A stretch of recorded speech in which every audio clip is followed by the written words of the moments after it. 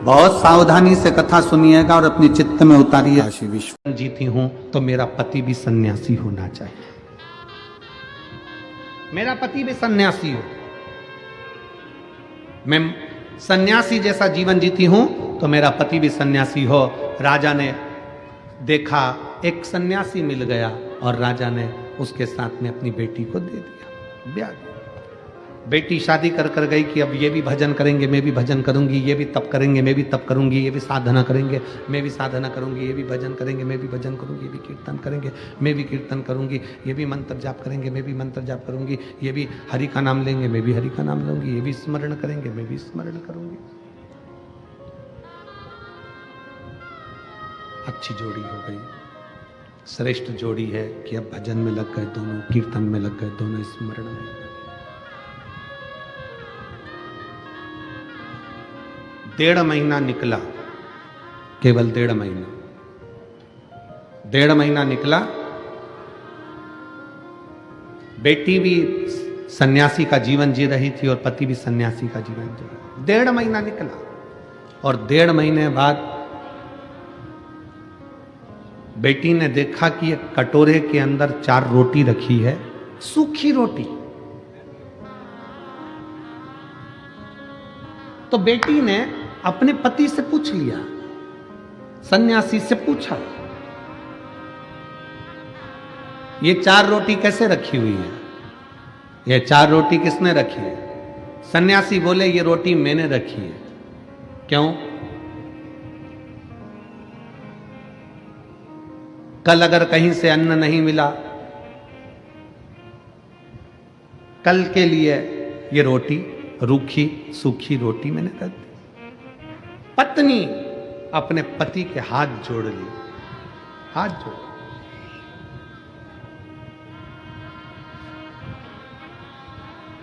जो कल की चिंता करे वो सन्यासी हो ही नहीं सकता। जो कल की चिंता कर रहा है वो सन्यासी कैसे हो सकता है? सन्यासी तो वो होता है जो कल की क्या, एक पल की चिंता ना करे। हम तो बाबा के भरोसे चलते हैं, हम तो बाबा के। कल एक वीडियो हमें वो कुणाल ने एक वीडियो भेजा, बच्चे ने, तो हमने वो वीडियो देखा। तो उस वीडियो में एक महिला 70 साल की, शायद वो यूट्यूब पे डला होगा, 70 साल की एक महिला मराठी भाषा में उससे पूछा जा रहा है, न्यूज एंकर उससे पूछ रहे हैं, यहां ठंड पड़ रही है, तुमने भी देखी होगी, किसी ना किसी ने देखी है क्या? अरे बोलो तो, देखिए, न्यूज एंकर पूछ रहा है, ठंड पड़ रही है इतनी तेज।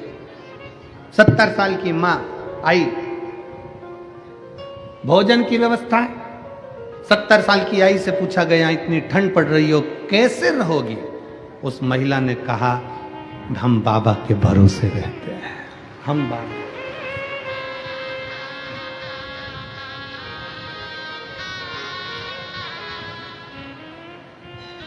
कल की चिंता भी ना करें।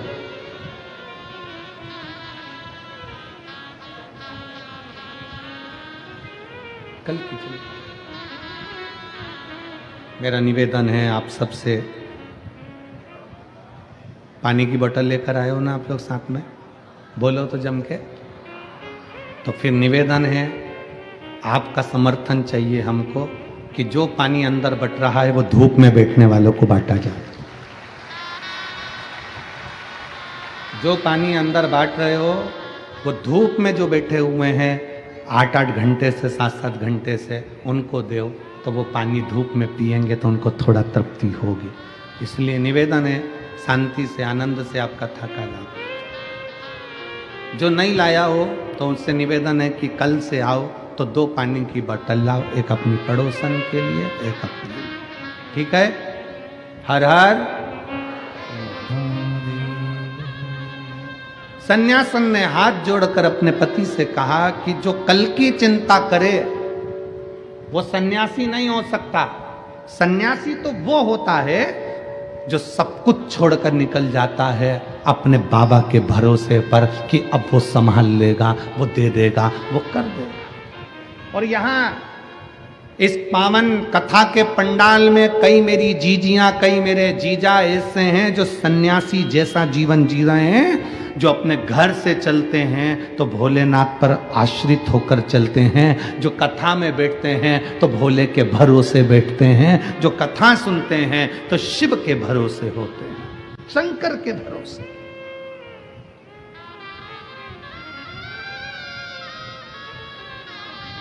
उनकी आश्रितता ही शिव है।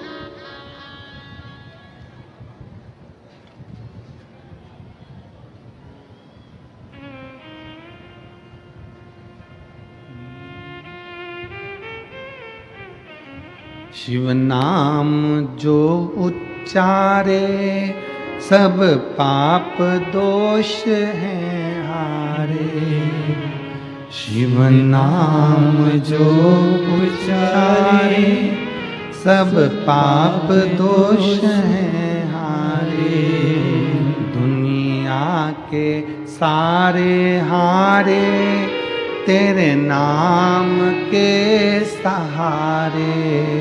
दुनिया के सारे हारे तेरे नाम के सहारे। हर दुखिया को तूने, हर दुखिया को तूने कर दिया है भव से पार। हे शंभु सरकार तेरी लीला अपरंपार। तू ही मेरा संसार। भोले कितने सुंदर हो, भोले कितने सुंदर हो। हे शंभु सरकार तेरी लीला अपरंपार। तू ही मेरा संसार। भोले कितने सुंदर हो, भोले कितने सुंदर हो। तेरे शीश पे गंग सोहे, मस्तक पे चंदा। भगवान देव महादेव शिव घड़दानी करतालदर्शी कैलाशी विनाशी की कथा अपने स्थान पर बैठकर भगवान शंकर जी से अपने मन की बात बड़े भाव के साथ दिल से बाबा से प्रार्थना करिए, विनय करिए, निवेदन करिए। जहाँ जगह मिले वहाँ बैठकर बाबा से अपने मन की बात बड़े भाव के साथ करिए। जहाँ भी जगह मिले वहाँ बैठो और दिल से बाबा को प्रार्थना करो, दिल से विनय करो, निवेदन करो, विनय करो। सब लोग साथ में बोलेंगे बड़े भाव के साथ। हे शंभु सरकार तेरी लीला अपरंपार। तू ही मेरा संसार। भोले कितने सुंदर हो, भोले कितने सुंदर हो। हे शंभु सरकार तेरी लीला अपरंपार।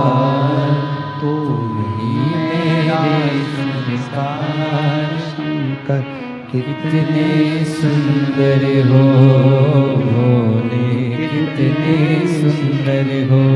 बाबा से प्रार्थना करेंगे। अपनी जगह पर बैठकर शिव जी से अपने मन की बात बड़े भाव के साथ दिल से प्रार्थना करिए, निवेदन करिए, भाव से अपने भाव को प्रकट करिए। सब साथ में बोले।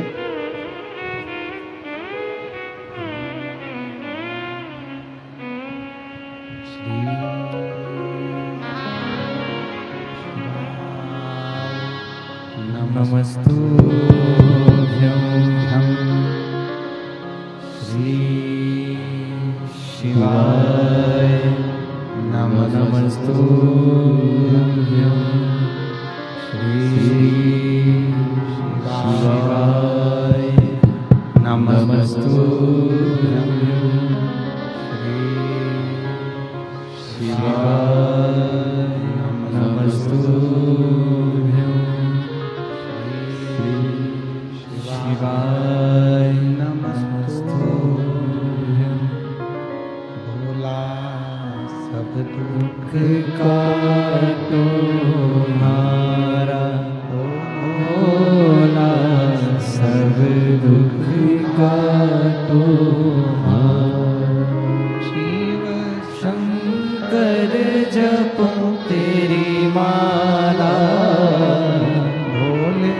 बाबा जपो तेरी माला, भोला सब दुख काटो हमारा, भोला सब दुख काटो हमारा। मंगल मंगलकारी शिव मंगल मंगलकारी, निवासी हमारा, शमशान निवासी हमारा, भोला सब दुख काटो हमारा, भोला सब दुख काटो हमारा।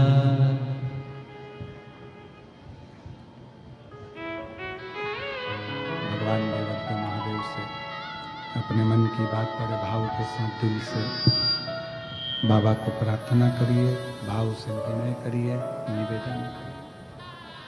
शिव कथा कह रही है,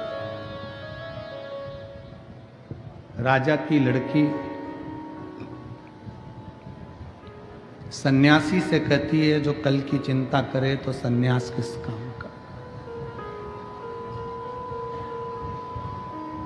कल की चिंता गृहस्थी करते हैं, सन्यासी नहीं। बाबा के आश्रित होकर अगर चल रहे हो, भगवान के आश्रित होकर अगर चल रहे हो, तो फिर चिंता करने की जरूरत नहीं। हम आपसे पूछे यहां किसके भरोसे पर बैठे हो? जम के बोलो जरा। उस भोलेनाथ जी की भरोसे पर बैठे हो ना, भगवान शंकर के भरोसे पर बैठे हो, शिव जी के भरोसे पर बैठे हो, किसी दूसरे के भरोसे पर तो तुम नहीं बैठे हो, किसी दूसरे के आश्रित होकर तो नहीं बैठे हो। अब जब उसके आश्रित होकर बैठे हो तो वो सब संभालेगा। अब सौंप दिया इस जीवन का सारा भार तुम्हारे हाथों। आश्रितता शिव की। हिमालय राज के घर में माता पार्वती जी का जन्म हो गया।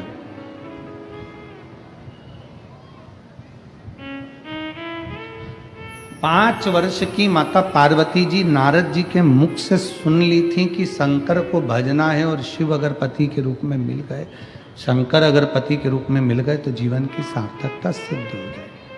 ये पार्वती जी ने सुन लिया, अपने कानों से श्रवण कर लिया कि शंकर को भजना, शिव का स्मरण करना।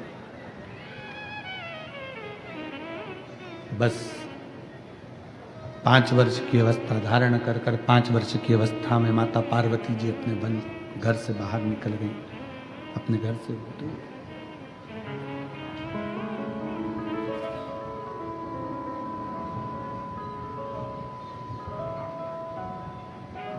जंगल में पहुंच गई, वन के अंदर पहुंच गई और जंगल में गुफा के अंदर, एक वन के गुफा के अंदर उन्होंने प्रवेश किया। जंगल में पहुंच गई।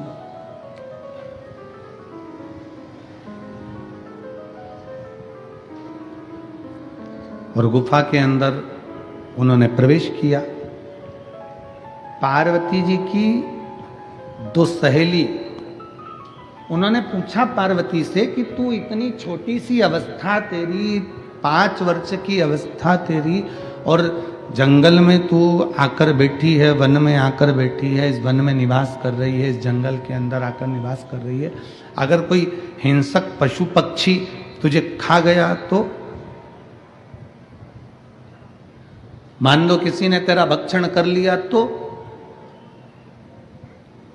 पार्वती जी का एक शब्द बड़ा भारी था। पार्वती जी ने कहा, मैं जिस शंकर का भजन करने के लिए इस वन में, इस जंगल में आई हूं, अगर मैं शिव का भजन करूंगी, मेरे मुख से अगर कोई मंत्र का उच्चारण होगा, मेरे मुख से अगर कोई शब्द निकलेगा, तो जिसका शब्द निकल रहा है, मैं जिसको पुकार रही हूं, वो तो मेरी रक्षा के लिए आकर खड़ा होगा। तो फिर मुझे क्या चिंता करनी, मुझे क्या सोचना, मुझे क्या भय पाना।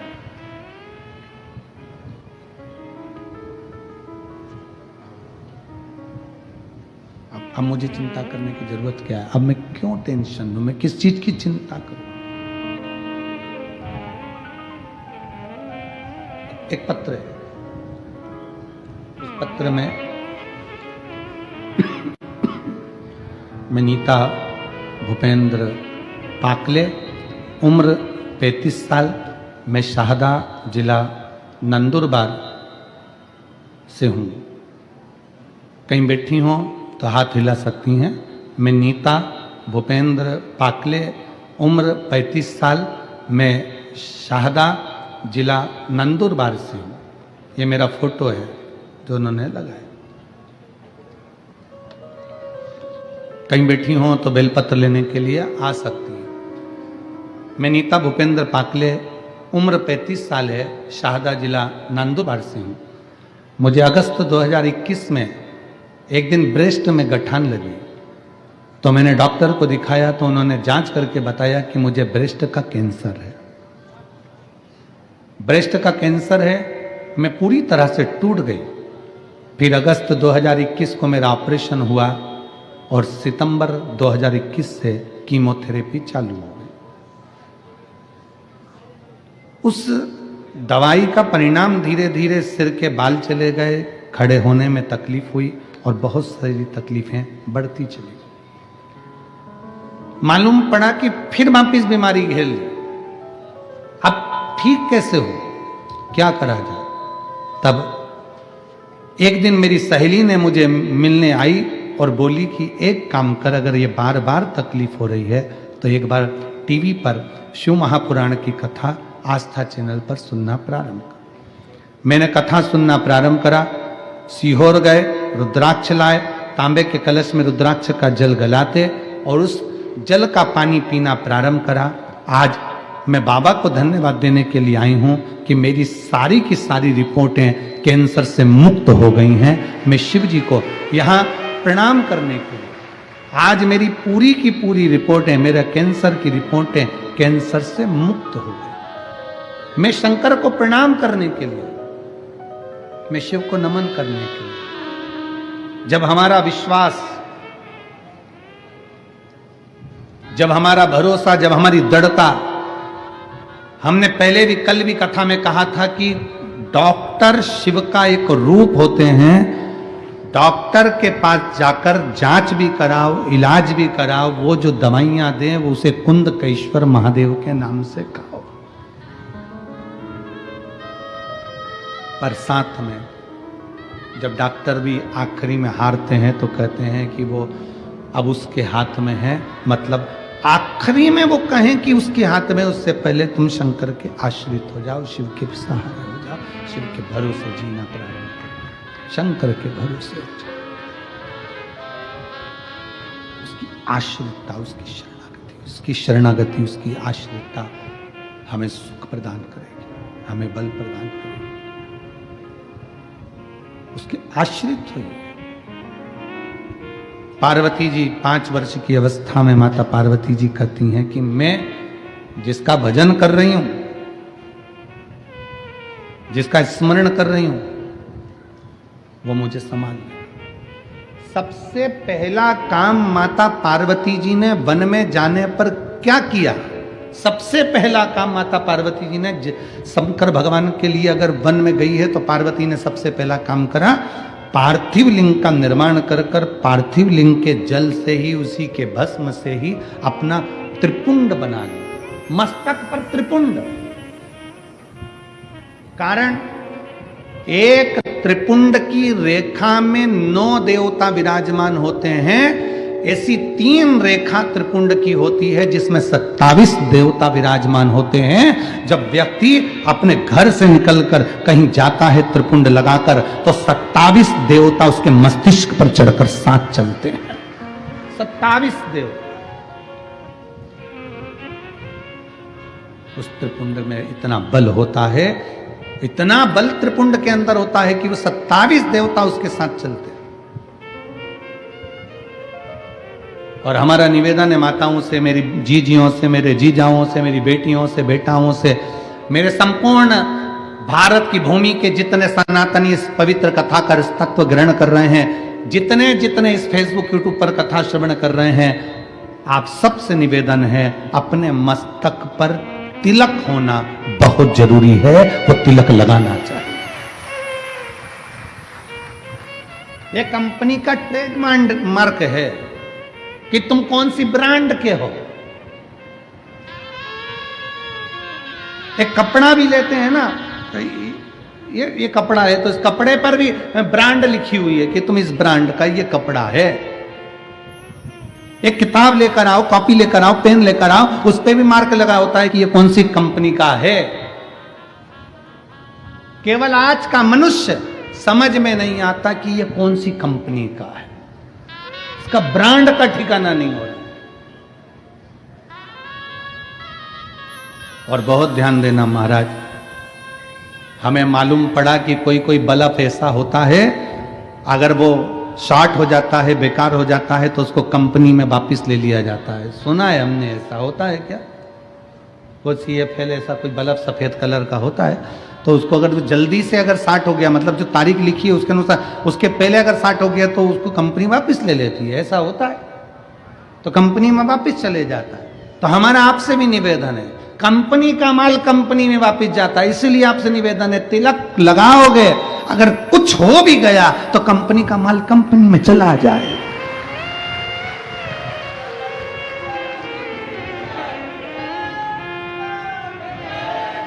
अपनी कंपनी का स्मरण होना चाहिए कि हम किस कंपनी के हैं। मस्तक का तिलक, गले में रुद्राक्ष की माला, तुलसी की माला, ये हमें हमारा ट्रेडमार्क बता देती है कि हम कौन हैं। पार्वती मैया ने अपने मस्तक पर त्रिपुंड धारण करा, पार्वती जी बैठ गई, तब साधना में लीन, तब साधना में लीन। शिव पुराण कहती है बस यही पार्वती जी की तप साधना प्रारंभ हुई। ऐसी माता पार्वती जी ने तप साधना करी, ऐसी तप साधना करी कि शंकर भगवान को पार्वती जी को वरना ही पड़ा। कितना बड़ा भी दुख है, कितनी बड़ी भी तकलीफ है, कितना बड़ा भी कष्ट है, कितनी भी समस्या है, अगर आप शंकर भगवान की शरणागति ग्रहण कर रहे हैं, शंकर भगवान का भजन कर रहे हैं, शिव की स्तुति कर रहे हैं, शंकर की भक्ति कर रहे हैं, तो आप उस दुख से निकलेंगे जरूर, ये निश्चित है। हाँ, कोई समस्या बहुत ही भारी, एक पत्र है,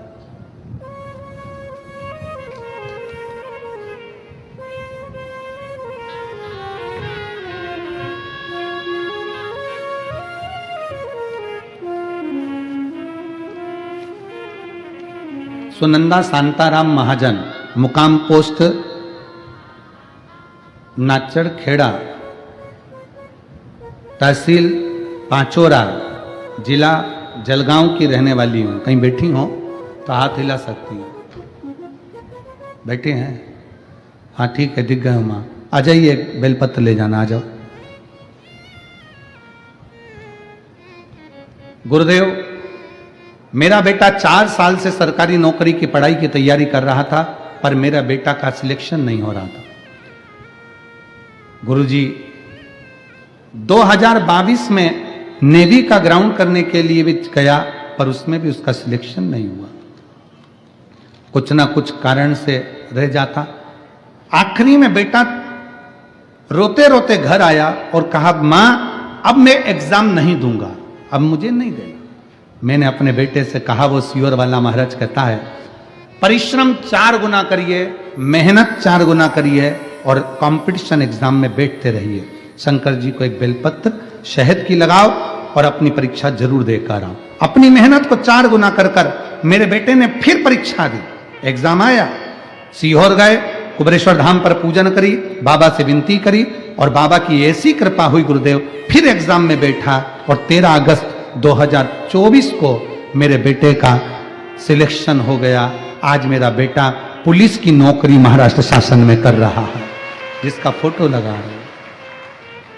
शिव तत्व की प्राप्ति, भगवान शंकर की शरणागति ही मूलतः एक लक्ष्य जब हम बना लेते हैं, जब हमने अपना एक लक्ष्य बना लिया कि शंकर को हमें प्राप्त करना है, शिव को हमें भजना है, शंकर मुझे प्राप्त करना है, मेरी जिंदगी में कोई दुख आया है वो दुख अगर समाप्त करना है तो शंकर की शरणागति हमें ग्रहण करना ही पड़ेगा और शंकर की भक्ति करो, शिव की उपासना करो। अभी हमने कथा में आप लोगों को वर्णन किया, स्मरण किया कि पानी में गिरने से कोई नहीं मरता। मरता कैसे? जम के बोलो, जिसको तैरना नहीं आता। कई बच्चे ऐसे हैं, हमने कोटा में गए थे पढ़ने के लिए, हम पूना गए थे पढ़ने के लिए, हमने इतनी कोचिंग करी, हमने इतनी ट्यूशन करी, उसके बाद भी हमारा रिजल्ट बेकार हो गया और मालूम पड़ा बच्चे ने सुसाइड कर लिया। ये वो ही मरा है जिसको तैरना नहीं आता था। अगर तैरना आता, प्रयास करता, 1 बार 2 बार 4 बार 5 बार, किसी माँ बाप ने तुम्हें मरने के लिए पैदा नहीं करा है, माँ बाप ने तुम्हें आगे बढ़ने के लिए पैदा करा है। माता पिता ने मरने के लिए तुम्हें पैदा नहीं करा, माता पिता ने तुम्हें मरने के लिए जन्म नहीं दिया, माता पिता ने तुम्हें आगे बढ़ने के लिए जन्म दिया है। तुम अगर कोचिंग कर रहे हो कोटा जैसे सेंटर में जाकर, आप कोचिंग कर रहे हो पुणे जैसे सेंटर में जाकर, आप कोचिंग कर रहे हो इंदौर जैसे सेंटर में जाकर, आप कोचिंग कर रहे हो बड़े बड़े शहरों में रहकर, कोचिंग कर रहे हो, पढ़ाई कर रहे हो गया। एक एग्जाम में नहीं निकले, दूसरे में निकलेंगे, दूसरे में नहीं निकले, तीसरे में निकलेंगे। अपनी मेहनत को 4 गुना बढ़ा, अपने परिश्रम को 4 गुना बढ़ा। मरना उसका निर्णय नहीं है। और क्या सोच के मरे, क्या सोच के मरे कि अगला जन्म मिल जाएगा, पढ़ना नहीं पड़ेगा, मेहनत नहीं करना पड़ेगी। अगर एक ड्यूटी टाइम पर पूरी नहीं होती है, जो व्यक्ति समय पर ड्यूटी नहीं करता तो उसको नाइट ड्यूटी में लगा दिया जाता है, दूसरी बार फिर जन्म देकर फिर झोंक दिया जाता है।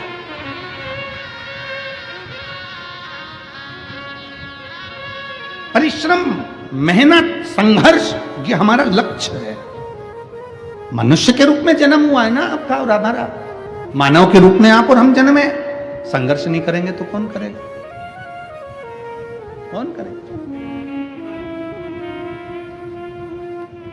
अपने लक्ष्य को प्रबल बनाइए, अपने लक्ष्य।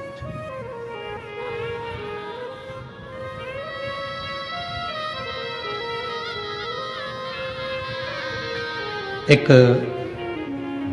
लखनऊ का एक बालक कुबेरेश्वर धाम पर आया था, नवीन उसका नाम था।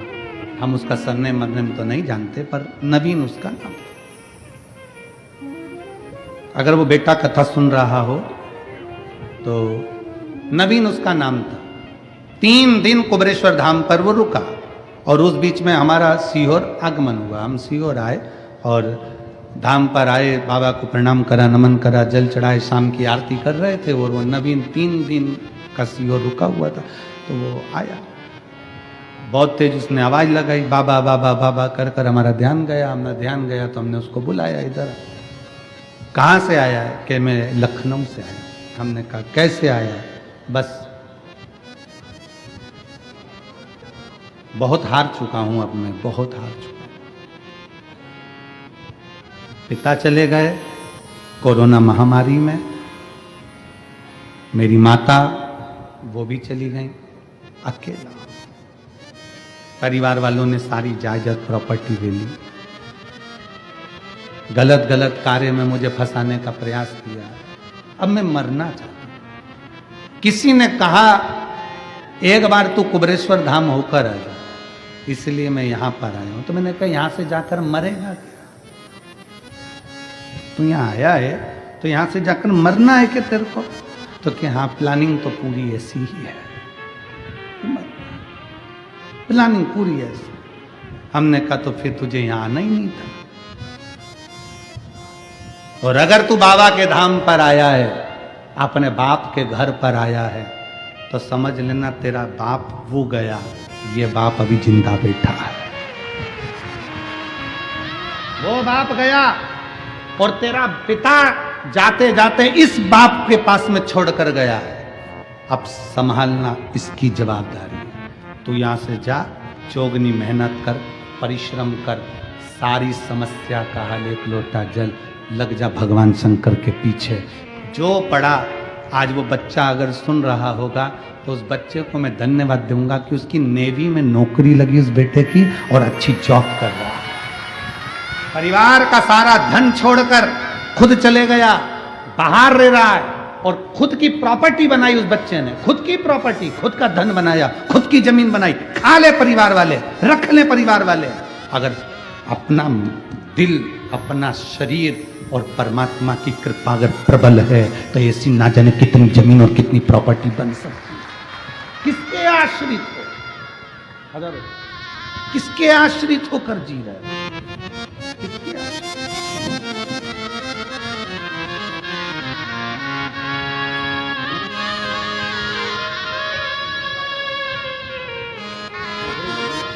भाई आपको बेटे की नौकरी के किसकी? अपनी परिश्रम, अपनी मेहनत, अपनी लगनता को कम कैसे कर सकते हो?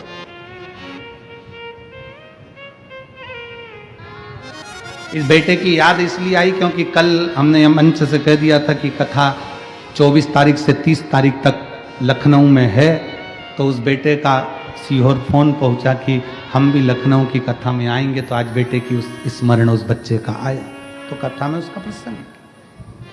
और पूरे लखनऊ वासियों को बहुत बहुत धन्यवाद है, बहुत बहुत साधुवाद है। तैयारी करो, लाखों शिव भक्त 24 तारीख से 24 दिसंबर से 30 दिसंबर तक लखनऊ की पवित्र भूमि पर, पूरा लखनऊ मेरा शंकर का है, पूरे लखनऊ में चारों तरफ शिव ही शिव है। ऐसे लखनऊ में 24 से 30 दिसंबर तक दोपहर में 2 बजे से 5 बजे तक शिव महापुराण की कथा पोस्ट ऑफिस वाली फील्ड राजाजीपुरम लखनऊ में वो कथा होगी। राजाजीपुरम में पोस्ट ऑफिस वाली फील्ड राजाजीपुरम लखनऊ में वो कथा 24 से 30 दिसंबर। दिल से सुनो, क्या देगा बाबा, कैसे देगा बाबा? अपना लक्ष्य, मेरे परिवार वालों ने मेरी जमीन रख ली, मेरे घर के लोगों ने मेरा मकान रख लिया, उसने मुझे ऐसा कह दिया, हम उन्हीं में उलझे रहते हैं, तो आगे कब बढ़ेंगे? हम विचार करें अपना, हम उन्हीं में उलझे। मेरे परिवार वालों ने ये रख लिया, मेरे घर के लोगों ने वो रख लिया, बड़ी बहू ने ऐसा कह दिया, सास ने वैसा कर दिया, ससुर ने वैसा कर दिया, दादाजी चिल्ला दिए, बच्चे ने ऐसा बोल दिया, नानी जी वो बोल दी। हम दिन भर उनमें उलझे, तो अपनी पढ़ाई कब करेंगे? अपन आगे कब बढ़ेंगे? अपनी एजुकेशन कब करेंगे? अपनी उन्नति की सीढ़ी पर कब चढ़ेंगे? हम जब इनसे बाहर निकले, इन सोचने से बाहर निकले, हम उसी में उलझे हुए हैं। उसने ऐसा कह दिया, उसने वैसा कह दिया, उसने। हम शिव महापुराण की कथा के माध्यम से कहना चाहेंगे, शंकर भगवान जब भी बैठते हैं स्थिर होकर पार्वती जी को अमर कथा सुनाते हैं। शंकर भगवान केवल अकेले ऐसे वक्ता हैं जो अपनी पत्नी को कथा सुना रहे हैं, अपनी पत्नी को कथा सुना रहे हैं। केवल शिव जी, भगवान नारायण ने लक्ष्मी को कथा नहीं सुनाई, ब्रह्मा जी ने ब्रह्माणी को कथा नहीं सुनाई, इंद्र ने इंद्राणी को कथा नहीं सुनाई, केवल शंकर भगवान ने अपनी पत्नी पार्वती को कथा सुनाई। एक बार नहीं, बारंबार सुनाई। सती के रूप में जन्मी तो कुंभज ऋषि की यहां कथा सुनने के लिए लेकर गए। कथा सुनी ना आप लोगों ने? कुंभज बाबा के आश्रम में, अगस्त ऋषि के आश्रम में सती माता को कथा सुनने लेकर गए। सती जी का मन नहीं लगा था, परीक्षा ले ली थी राम जी की सती माता ने, सीता बनकर। जितनी बार माता पार्वती के साथ में आया उतनी बार भगवान शंकर ने पार्वती को कथा सुनाई। क्यों सुनाई? शंकर भगवान अपनी पार्वती को क्यों कथा सुनाते हैं? क्योंकि पार्वती तुम्हारे भी घर में बैठी है। पार्वती प्रत्येक मनुष्य के घर में उसकी अर्धांगिनी, उसकी पत्नी बैठी है, और वो रोज तुमसे एक बात कहेगी, तुम्हारी मम्मी ने ये बोल दिया, तुम्हारे भाई ने ऐसा कर दिया, तुम्हारी बहन ने ये कर दिया, मायके में ऐसा हो गया, ससुराल में वैसा हो गया, पड़ोसी ने ऐसा कर दिया। इसलिए शंकर भगवान पार्वती को कथा सुना रहे हैं कि घर का विद्वान पति वो होता है जो अपनी पत्नी को कथा सुनाता रहे। चिंता मत करना, भोलेनाथ जी के आश्रित होकर चलना, थोड़ा ज्यादा ले ले चल जाएगा। अगर परिवार वालों ने ज्यादा ले लिया, सास की प्रॉपर्टी ज्यादा मिल गई, ससुर की दौलत ज्यादा मिल गई, मिल जाने दो, छोड़ा उसको।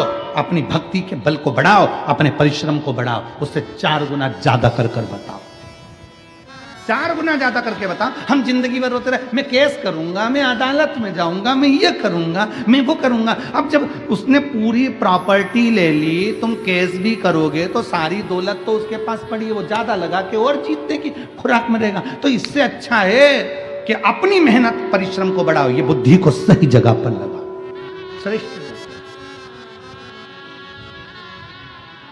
हम अपनी बुद्धि को श्रेष्ठ जगह नहीं ले जा पाते।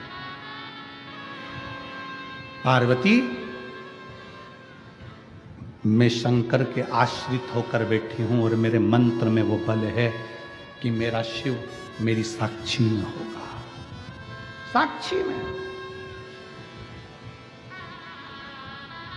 इस बेटे ने, उसकी मां अबियल बेलपत्र लेकर गई, इस बेटे की पत्र, उसमें लिखा, रोते रोते मेरा बेटा घर आया, अब एग्जाम नहीं दूंगा। कि बेटे ने ये पुलिस की नौकरी में लग गया, वो कह रहा है अब मैं एग्जाम नहीं दूंगा, अब मैं परीक्षा नहीं दूंगा, रोते रोते घर आया, आज के बाद कभी एग्जाम नहीं दूंगा। परमा ने कहा तू एक बार कथा तो सुन ले। कथा सुनी और बेटे ने कहा अब मेहनत को 4 गुना करूंगा, फिर एग्जाम दूंगा। बल मिला तो आज पुलिस के पद पर तो बैठ गया, आज कांस्टेबल की नौकरी, पुलिस की नौकरी तो मिल गई। बल ही नहीं होता तो क्या नौकरी लगती।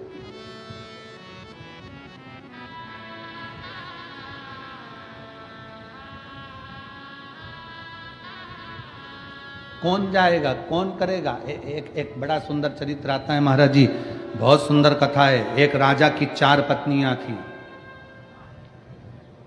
तुम्हारी एक ही अच्छी है।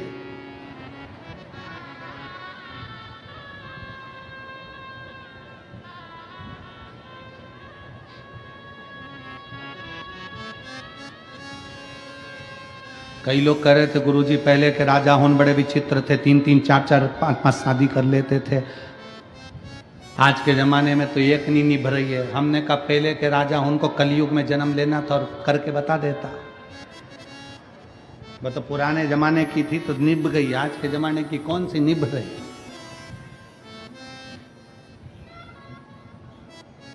एक राजा की 4 पत्नियां थी। राजा पहली पत्नी को तो देखता भी नहीं था, उसकी ओर तो मुंह भी नहीं करता था। दूसरी पत्नी के पास बैठकर थोड़ा भोजन वगैरह करता था। तीसरी पत्नी के पास हंसी मजाक करता, बैठता उठता, खाता पीता। और राजा की जो छोटी पत्नी थी 4थे नंबर की, राजा को वो सबसे ज्यादा प्रिय थी। उसके बिना वो 1 मिनट नहीं रहता, 1 मिनट। इतना प्रेम, इतनी आसक्त, इतनी सुंदर वो 4थी पत्नी की उसकी ओर आसक्त हो गया। और हे शंभु सरकार तेरी लीला अपरंपार, तू ही मेरा संस्कार। शंकर कितने सुंदर हो, तुम कितने सुंदर हो। हे शंभु सरकार तेरी लीला अपरंपार, तू ही मेरा सरकार। शंकर कितने सुंदर हो, तुम कितने सुंदर हो। शिव नाम जो उच्चारे, सब पाप दोष है हारे। शिव नाम जो उच्चारे, सब पाप दोष है हारे।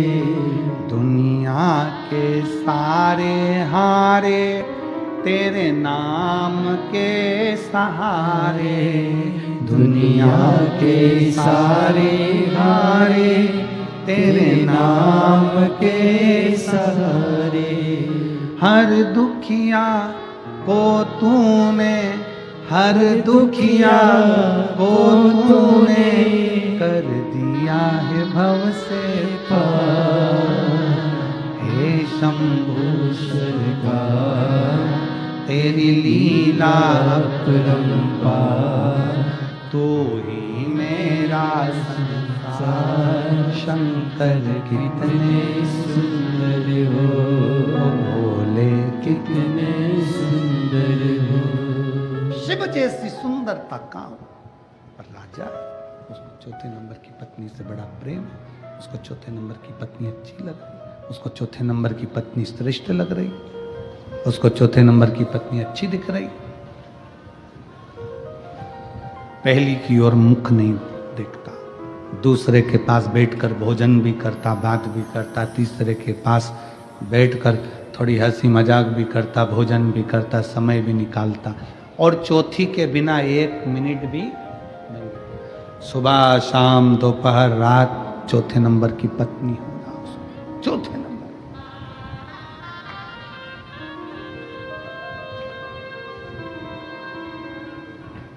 समय निकलता गया, अवस्था ढलती चली गई, राजा मरने पर आ गया। राजा ने पूरे नगर में सूचना कर दी, मैं मरूंगा तो मेरे साथ मेरी एक पत्नी मेरे साथ जाना चाहिए।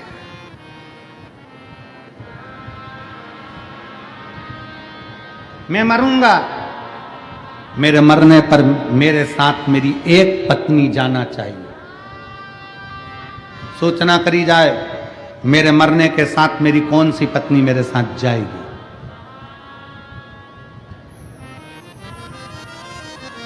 पूछा, महाराज आप किसको ले जाना चाहते हो? अब जिसके साथ 24 घंटे रह रहा है, हर पल रह रहा है, दिन रात रह रहा है, तो सबसे ज्यादा किसको ले जाना चाहेगा? चौथी को। राजा ने कहा, हमारी चौथी पत्नी को बोलो तैयारी करे, वो हमारे साथ जाएगी। जैसे ही चौथी पत्नी को मालूम पड़ा, उसने कहा पागल हो गया,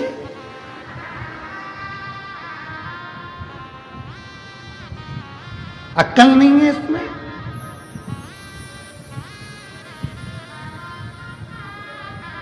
ये चांगला है क्या? इसमें इतनी अक्ल है? अभी इतनी तो मेहनत होना चाहिए, इतनी तो अक्ल होना चाहिए। ये मरे तो इसके साथ मैं भी मरूं।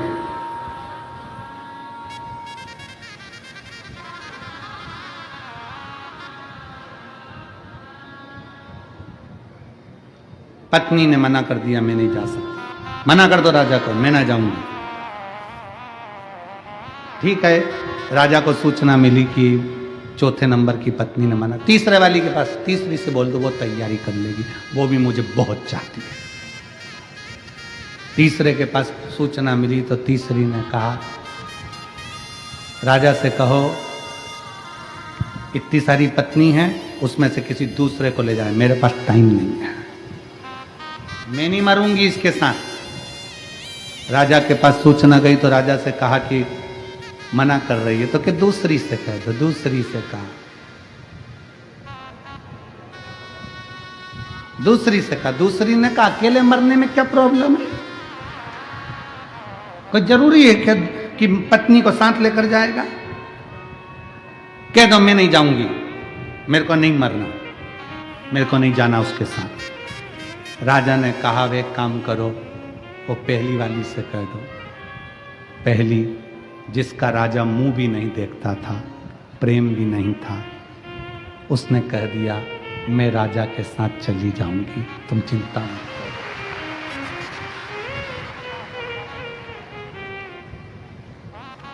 मेरे जीजाओं,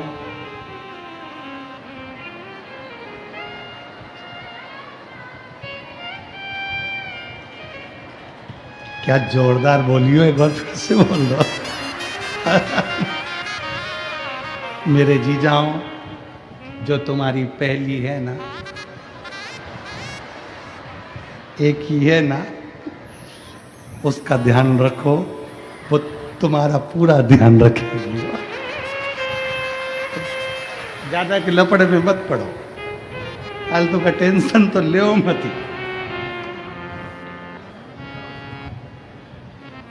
हे शंभु सरकार, तेरी लीला परंपार, तू ही मेरा संसार।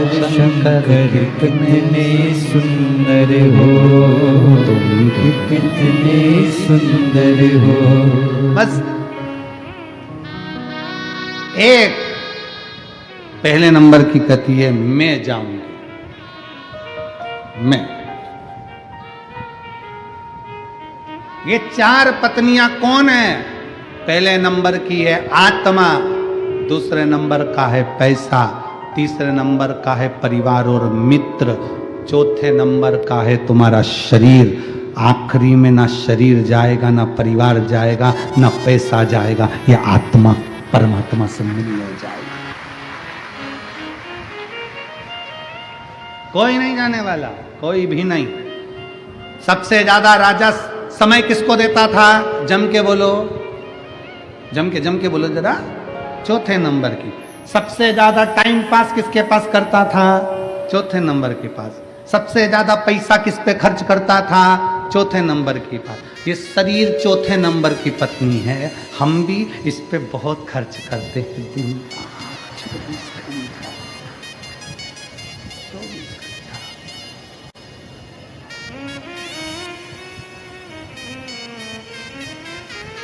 जाएगा। अरे बोलो तो के ये ऐसी पत्नी है, दिखती बड़ी सुंदर है पर साथ नहीं निभाती।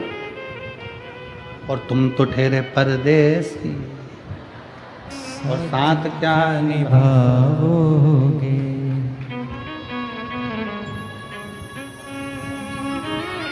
शरीर देखा कितना कितना। चौथे नंबर की पत्नी हमारा शरीर साथ नहीं निभाता, आखिरी में छोड़कर चला, शरीर छूट जाएगा। दूसरे नंबर का, तीसरे नंबर की पत्नी है हमारे घर के परिवार के लोग, मित्र, सखा, दोस्त और हमारा परिवार। ये तीसरे नंबर की पत्नी है।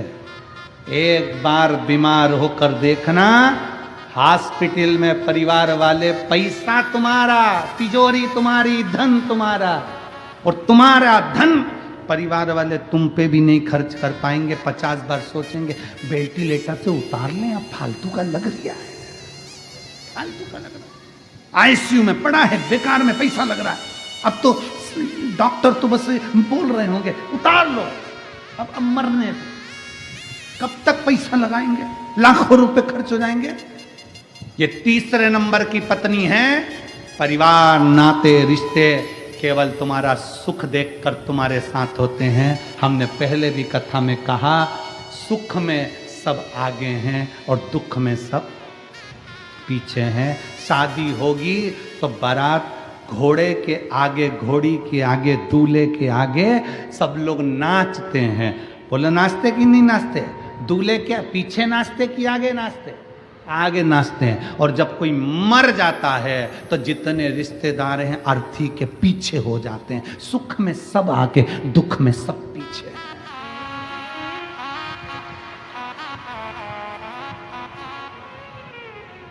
और बाबारी दुनिया मतलब की दुनिया में किसी का कोई नहीं। सुख के साथी हजारों हैं, जब वक्त पड़ा तब कोई नहीं। धन के साथी हजारों हैं, जब धन ही नहीं तो कोई नहीं। वावारी दुनिया मतलब की दुनिया में किसी का कोई नहीं। तीसरे नंबर की पत्नी है हमारा परिवार, हमारा मित्र, हमारे सखा, हमारे अपने। और दूसरे नंबर की पत्नी है हमारा पैसा, हमारा पैसा। कितना भी जोड़ लो आखिरी में यहीं छोड़ना है। फार्म हाउस बनाया तो नाम लिख दिया कमला निवास। मकान बनाया तो नाम लिख दिया विमला निवास। और किसी से दिल लग गया तो हाथ पर लिखवाया है। इतना बड़ा तो दिल बनवाया और उसमें बीच में लिखवा दिया के।